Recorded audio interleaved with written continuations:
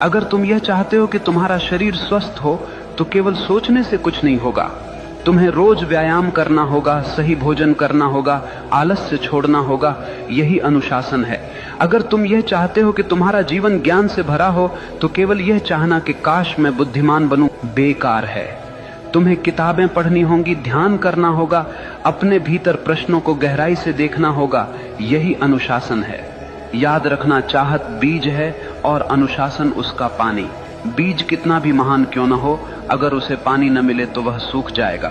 ठीक वैसे ही तुम्हारी चाहतें बिना अनुशासन के मर जाती हैं। आज दुनिया में लाखों लोग सपने देखते हैं, लेकिन केवल वही लोग सफल होते हैं जिनके पास अनुशासन है, क्योंकि सपनों को हकीकत तक पहुंचाने का काम केवल अनुशासन ही करता है। और अनुशासन कोई कैद नहीं है, अनुशासन तो आजादी है। आजादी इस बात की कि तुम अपने ही आलस्य, अपनी ही कमजोरियों और अपने ही डर से मुक्त हो जाओ।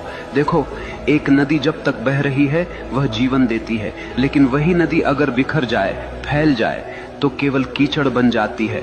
अनुशासन नदी के किनारों जैसा है जो तुम्हारी ऊर्जा को दिशा देता है, गहराई देता है और तुम्हें तुम्हारे मंजिल तक ले जाता है।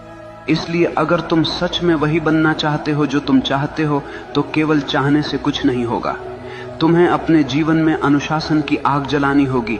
हर दिन, हर क्षण अपने लक्ष्य के लिए समर्पित होना होगा। और जब चाहत और अनुशासन मिलते हैं तो चमत्कार होता है। तब मनुष्य वही बनता है जो वह चाहता है। मनुष्य वही बनता है जो वह गहराई से चाहता है। लेकिन याद रखना, यह जीवन कोई खेल नहीं है, यह तुम्हारी चेतना की यात्रा है।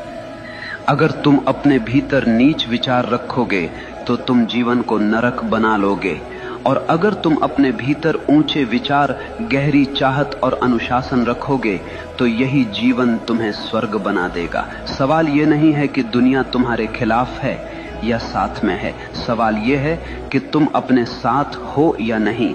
अगर तुम अपने विचारों, अपनी चाहतों और अपने अनुशासन के साथ खड़े हो तो दुनिया की कोई ताकत तुम्हें रोक नहीं सकती।